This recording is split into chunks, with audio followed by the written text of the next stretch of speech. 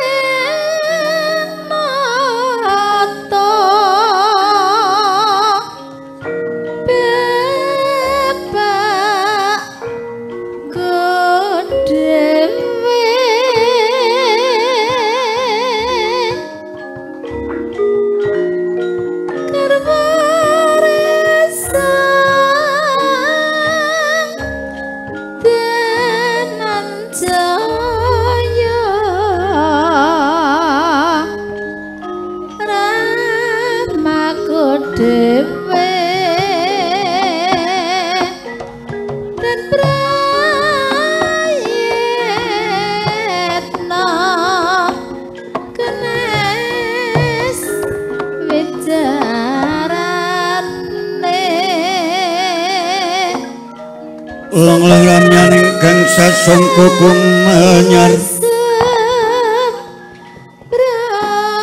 manggereng gurung ning puri makin tanpa siring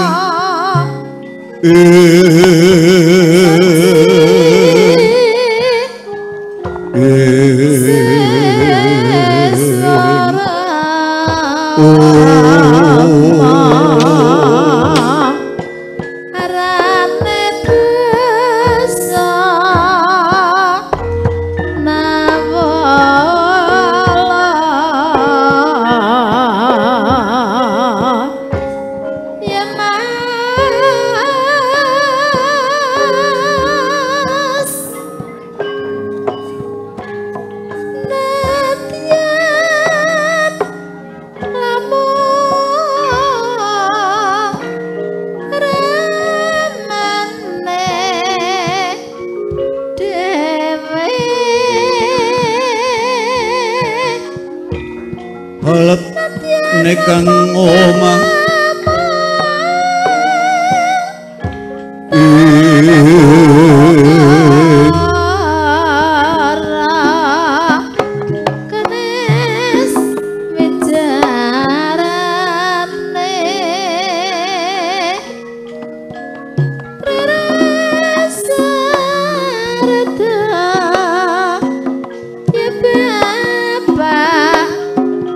Bapak ya Bapak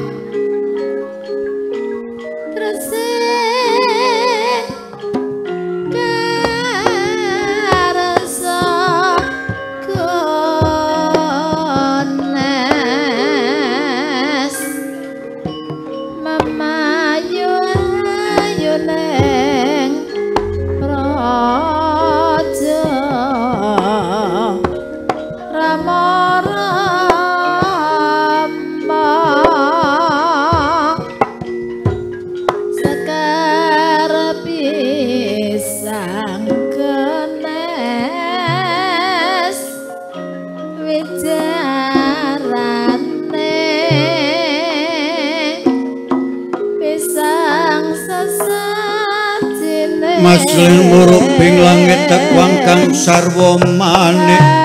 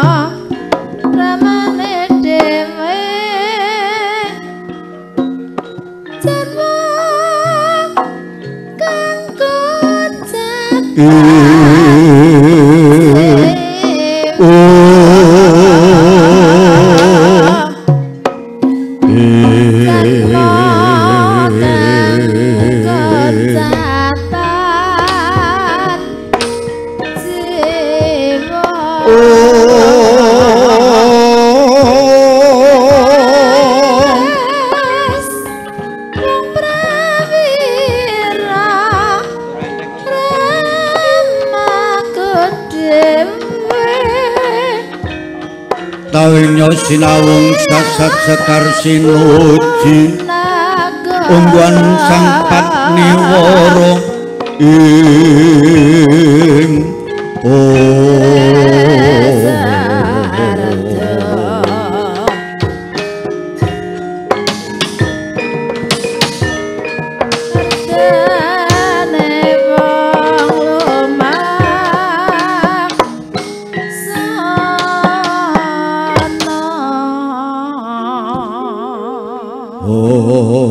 ilahing awit namastu namasidam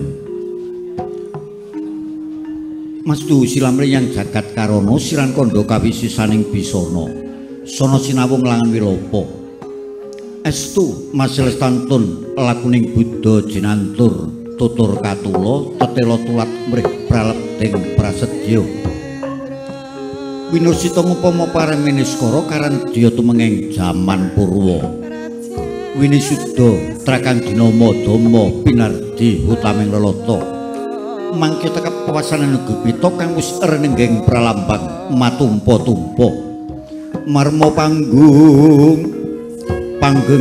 panggunggung sang Amur Wengkata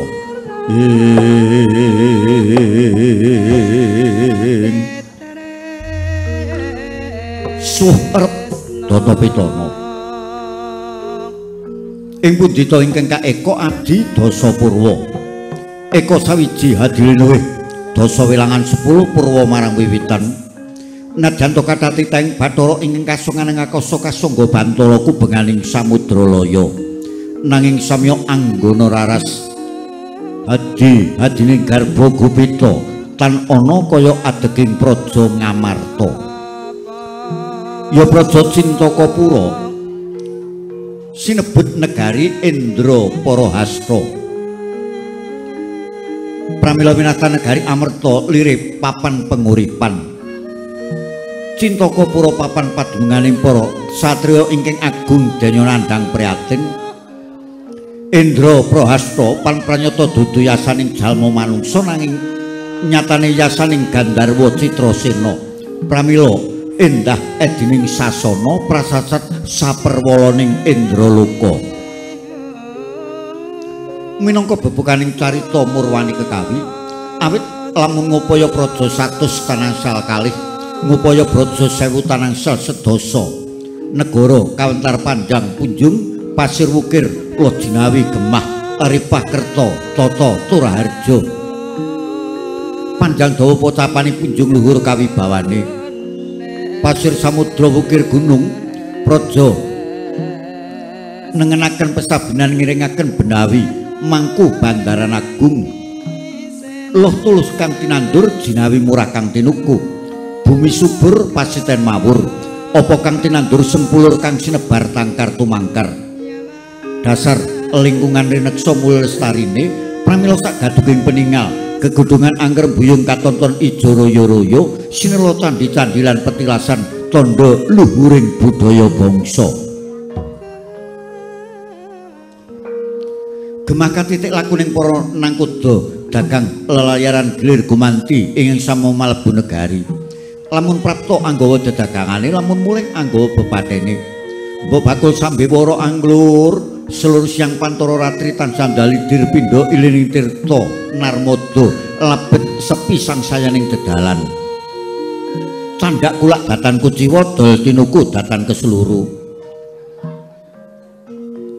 Mahanani ripah lirih para kawula ing samya bebara jroning praja jejel riil papan jembar katonton rupek bebasan sambung blandar tumpang sirap pengraos abencukit tepung taritis kabekta gampil denyung padi pangupa jiwa sepanem jalwestri sedaya samya sengkut makarya angaye jejibane sowang-sowang anetepi manunggaling cipta rasa budi mewakarsa satemah ambabar karya apa kang rinipta angger mbaka kang ginarep tumrap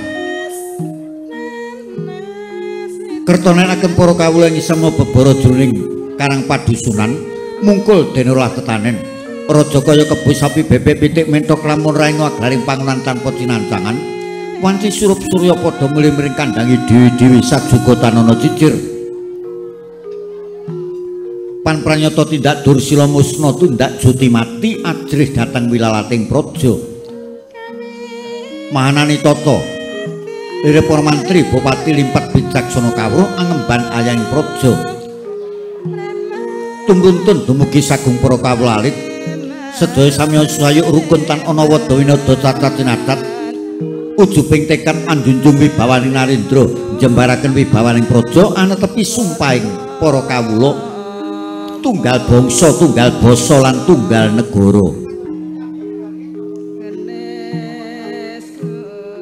Mahanani raharja lirih tebi saking paramuka pan pranyata negari Ngamarta wis kawentar ngibeki jagat pramulana ramukal ngalamunta kathah para narpati Patmanca negari Narendra Patmanca praja ing samya sambet memitran lira kekadangan malah kathah para narendra alit-alit ingkang samya mungkul krana aris tan karana ginebuking prang Bandawalapati saben kala mangsa sok blondong pengareng-areng wujud peni-peni raja peni guru bakal guru dadi Mas Inten Jumrut minangka dadi tandhaning panungkul sinegek candra saking praja sinten ta gegununganing para kawula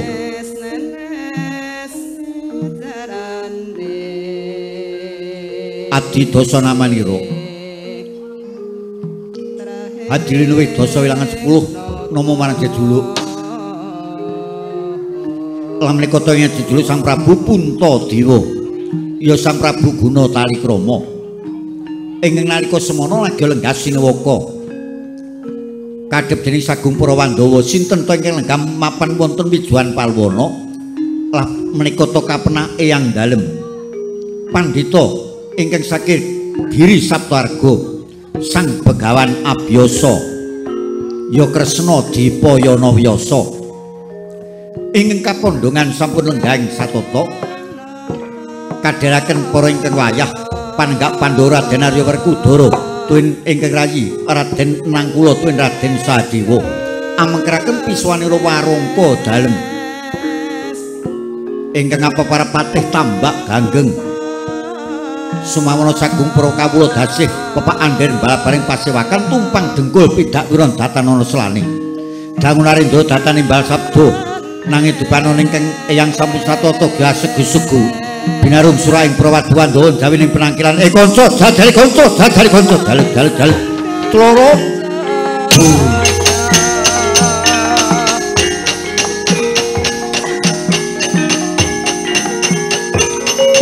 kanca atrap dodo kanca hayu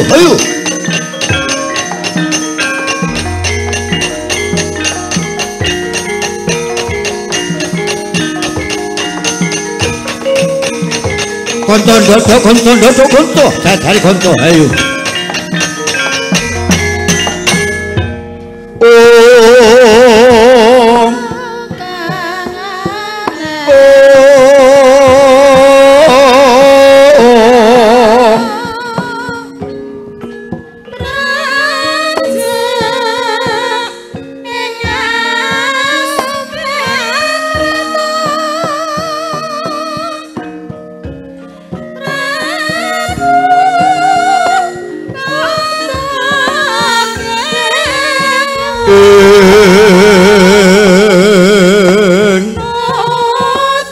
Kuneng prawara sigra Yudhistira mansah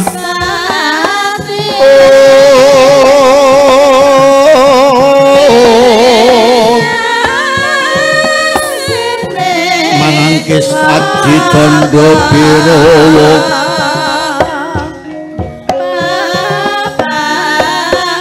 Mijil Ditya Mayuta Yuta Pansang Dharma wus andar beni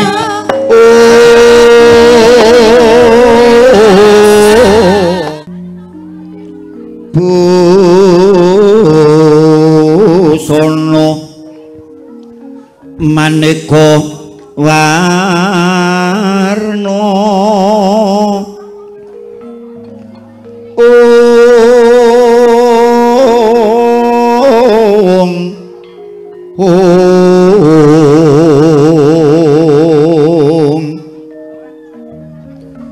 Soba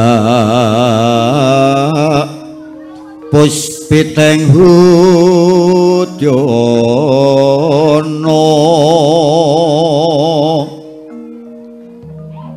mung pandragang sarwa rukma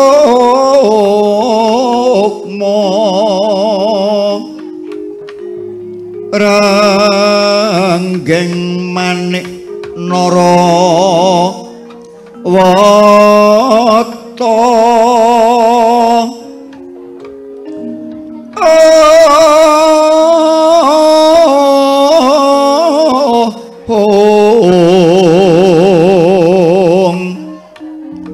Obro Prabanyosu mirat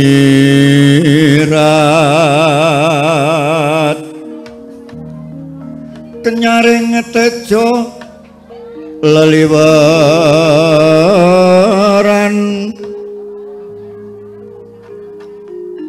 lirik kilat sisiring taadit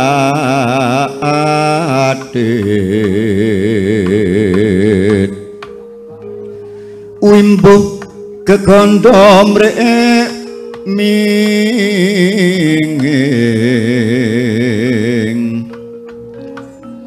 kati uping maruta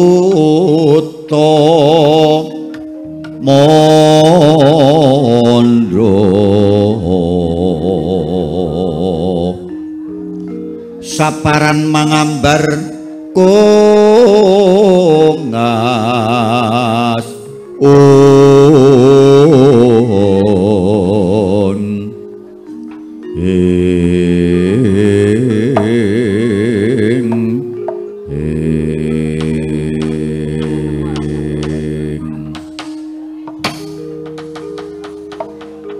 Yata resedhengira sinewaka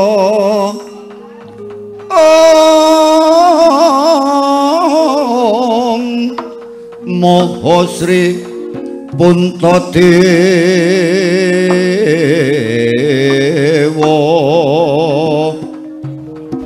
apratesta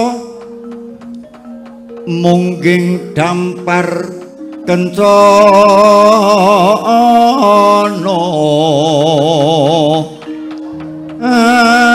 asri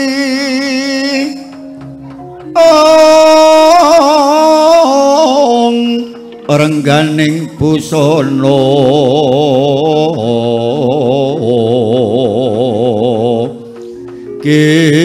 kinontrang kontrang kang sarwa rukma pindha Hyang Bathara Dharma sinewa ing tinju maya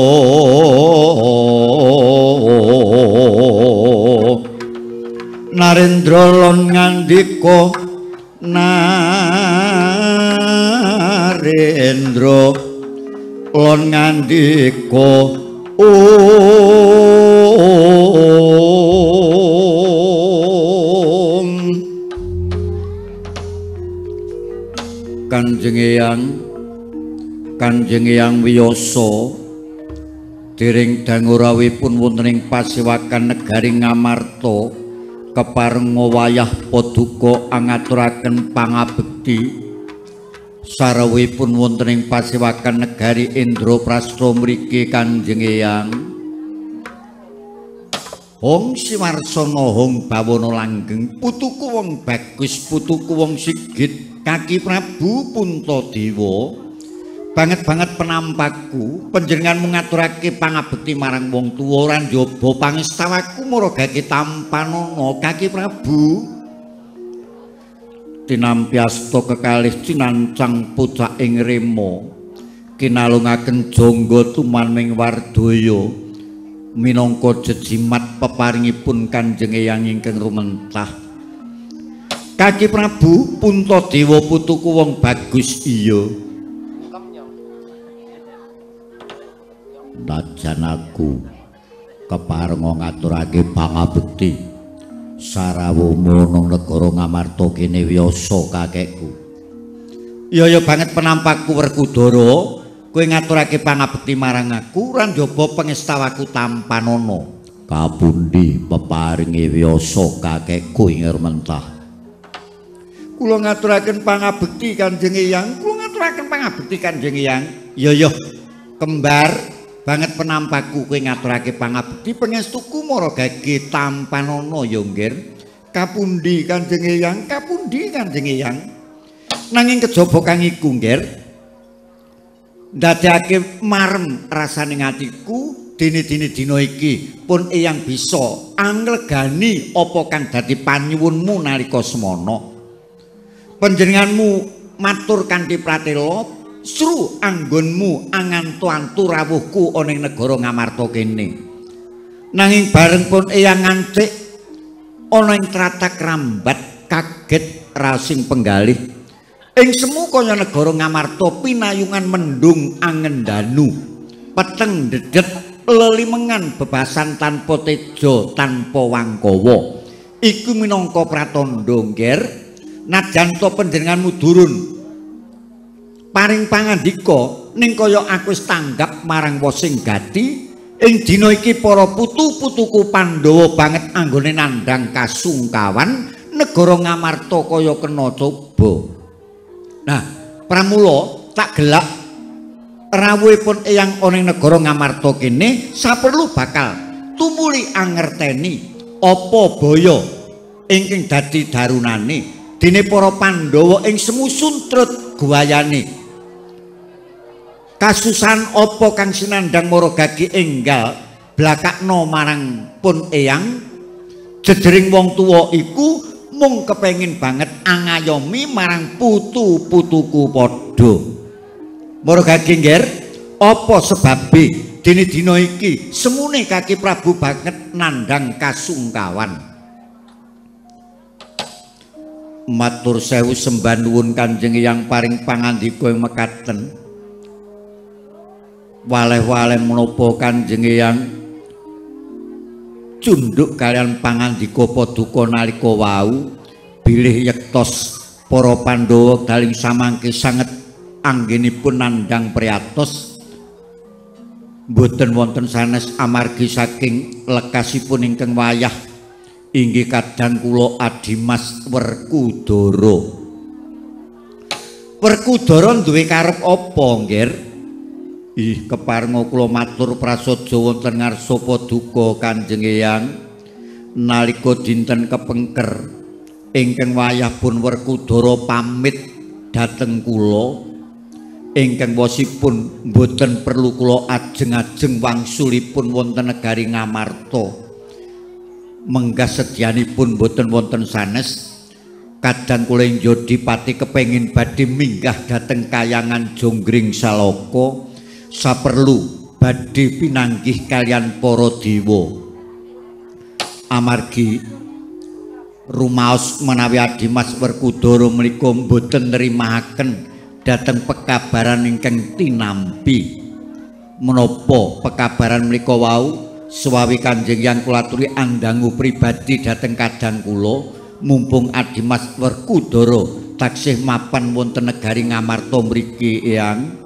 rumaos menawi kula mboten kecunggah rumaos kula mboten bangkit angalang-alangi sedyanipun Adimas Werkudara turta malih Kanjeng Eyang sampun priksa piyambak wawatekanipun kadang kula Jodipati menika menawi gadah sedya bebasan kapalangana mlumpat kadadunga medhot mila bab menika kula caosaken purba wasesa wonten ngarsanipun Kanjeng Eyang sumangga Kanjeng Eyang Hong Siwarsana Hong Bawana langgeng oyan pancen mengkono kersamu Kaki Prabu tumuli aku rilanana aku ndak takon marang si Bratasena kula sumanggaaken putuku wong jlonet putuku wong brengos Werkudara mara gage enggal prasajakna kowe duwe kekarepan apa nggir kok arep munggah kayangan nganti apa pangandikane kadangmu tuwa semune ora bisa ngowahi kekarepanmu mara gage prasaja marang pun Eyang mbok menawa ana dalan kang apik pun Eyang mung bakal urun rembug jaran jejere wong tuwa kuwi sepisan mestine ya tutur ping pindho sembur syukur-syukur kaping telune uwur mara gage prasadana nggir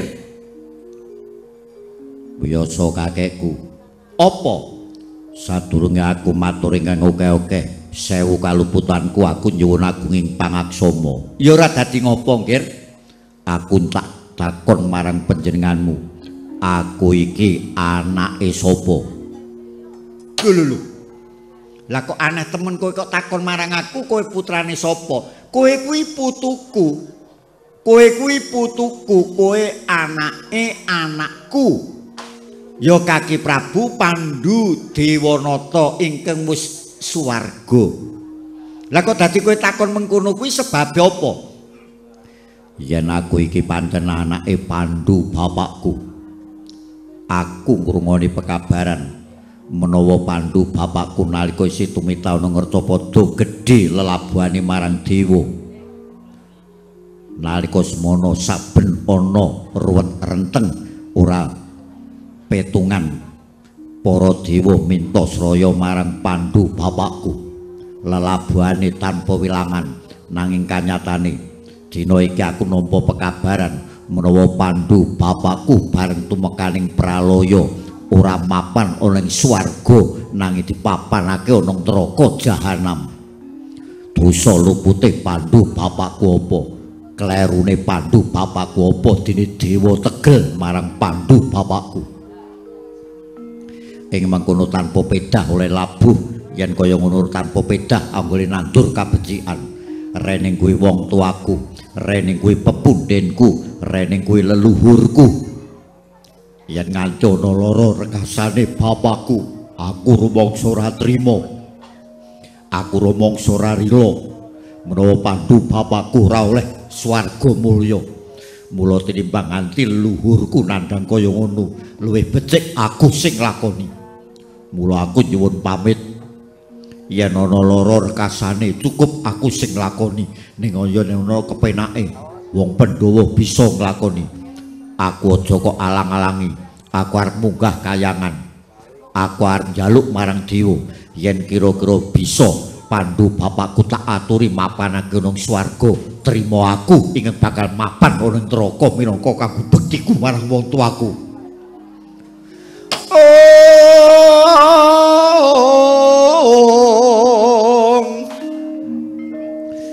rem-rem surem diwangkara tingken ler manguswa kang layon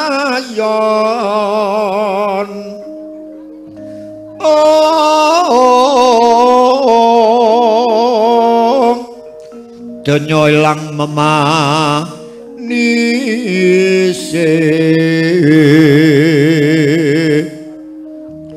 wadananira landu ranyo suremku cemaratani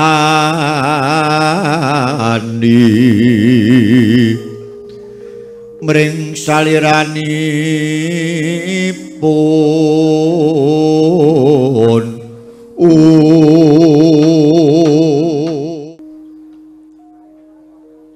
pancen bener kabeh ucapmu Werkudara.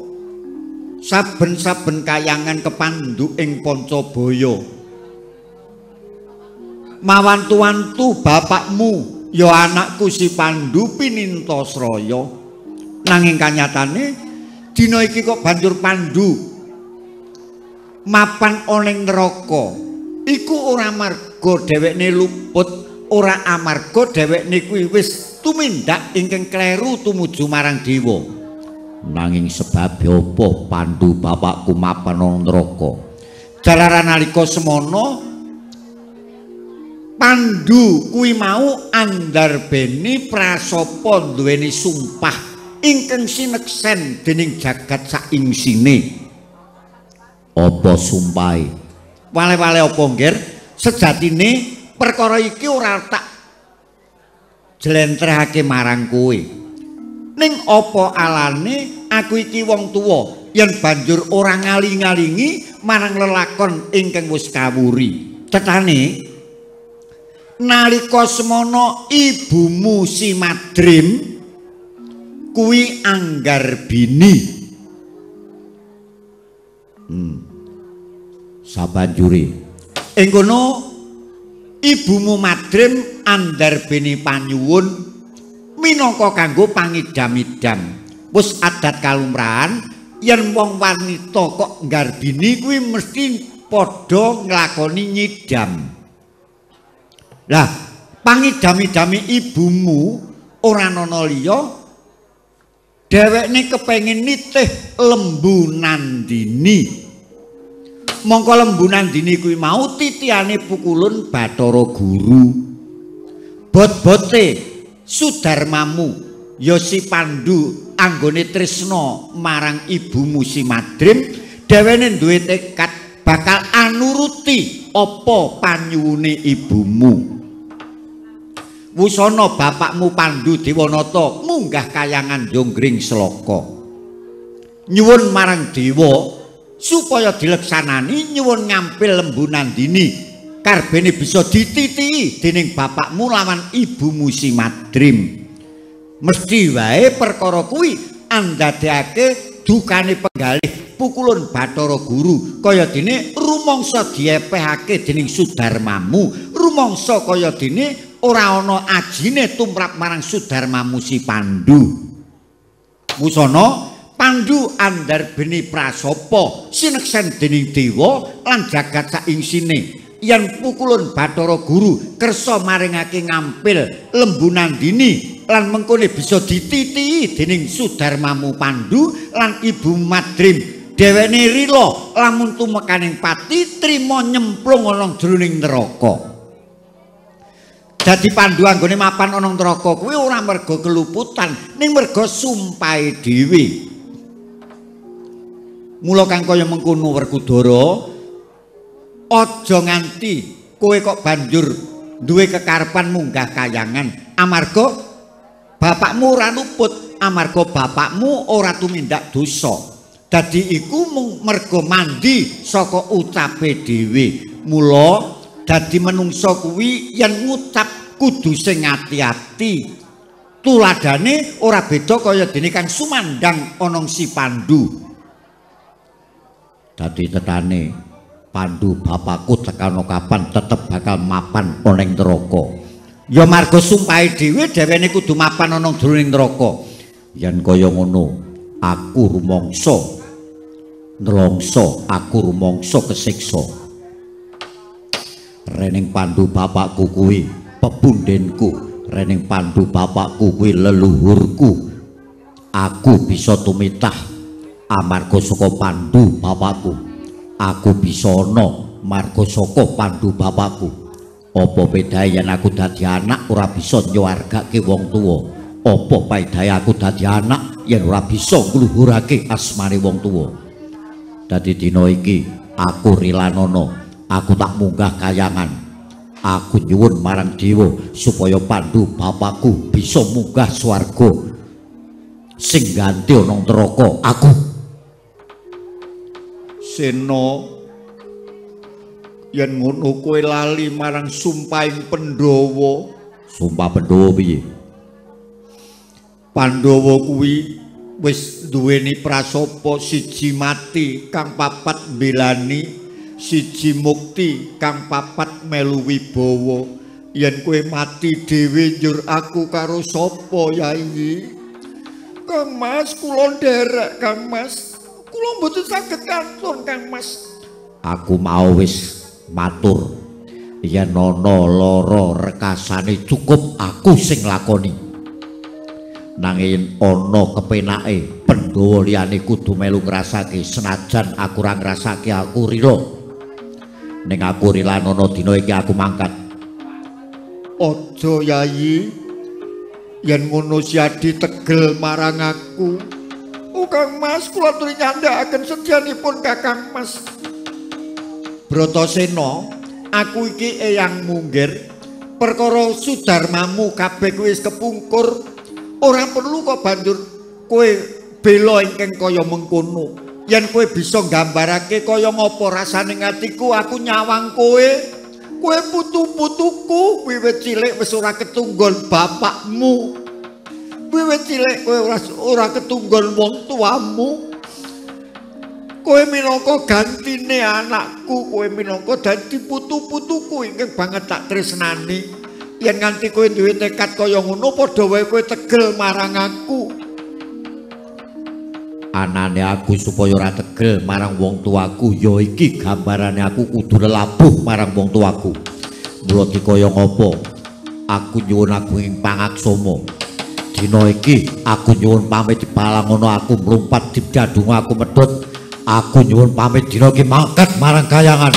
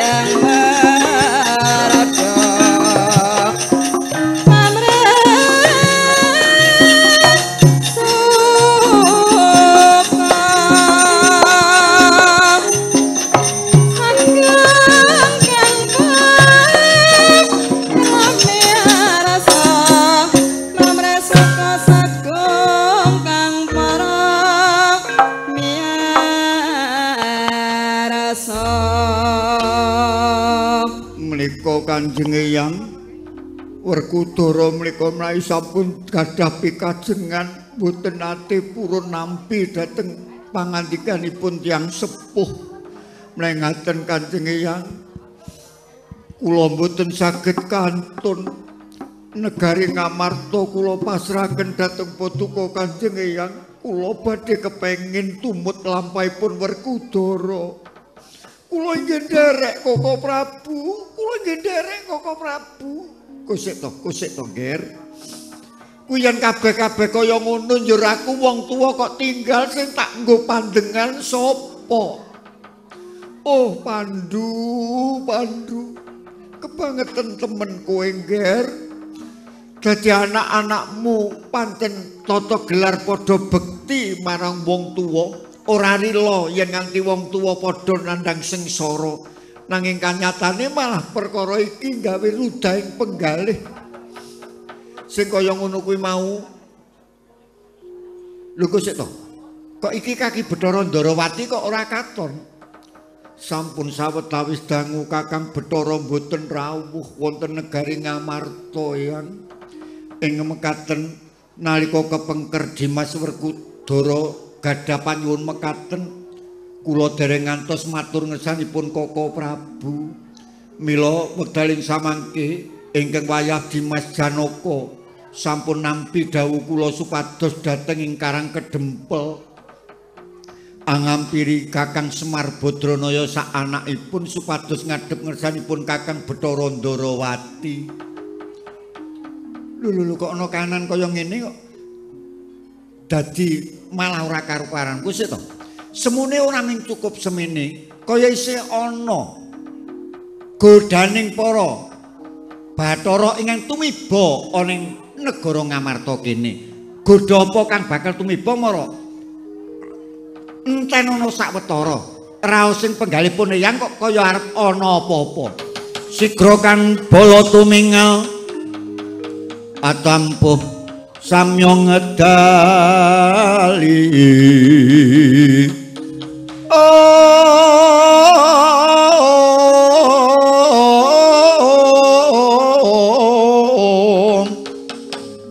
Ler tadet wileding kata Kang Wanggung manguntani tienjing sang aji mijil latinya ngedali wus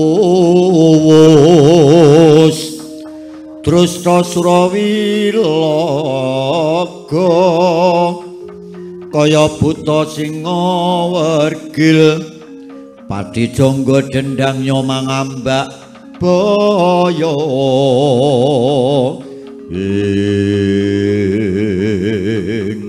sebedjar teko mangkono wau ecengeng gembal pangandika Sang Prabu Puntadewa tuwin ingkang yang Sang Resi Wyasa dereng ngantos Sang Prabu medhar tri pandurat tri wilangan telu pandurat kumedhep telung kedepan durung kawedharing wacana kesaru gegering njaba sinten to ingkang minggahing penangkilan ana Raja Senopati utusan yang saking negaring giri kedasar miyak sagung kang para sumewa padha sanika kaduk deksura mangkono pangutaping saking Mandra sinuwun kula ingkang sowan.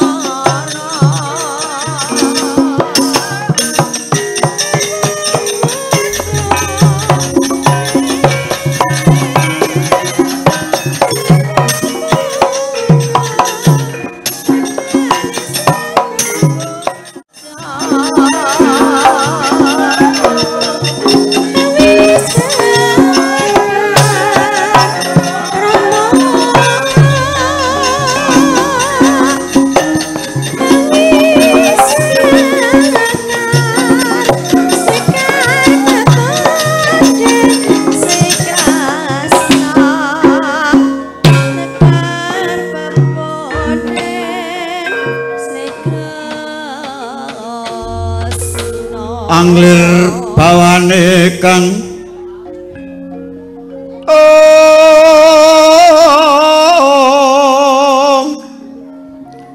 sinowati jagat kinarya among mbak lumembak ombak ing samudra angrong ana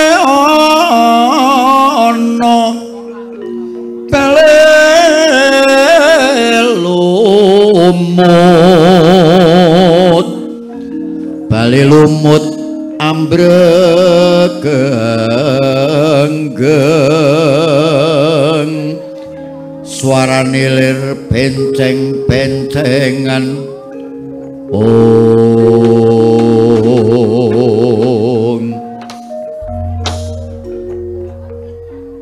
Mangkita rumiyin Kisanak ingkang katemben minggahing pasewakan sampun minastan mawi kula menika tambuh jer nembe sepisan menika kula abenat jengkalan panjenenganipun Kisanak menawi kepareng kula angertosi Kisanak Narendra saking pundi sinten menggah jejuluk Paduka Sang Prabu wadah nalika wau kula pancen mampir mriku sakawetawis ning sasampunipun cekap kula nusul mriki mau keplantrang tebih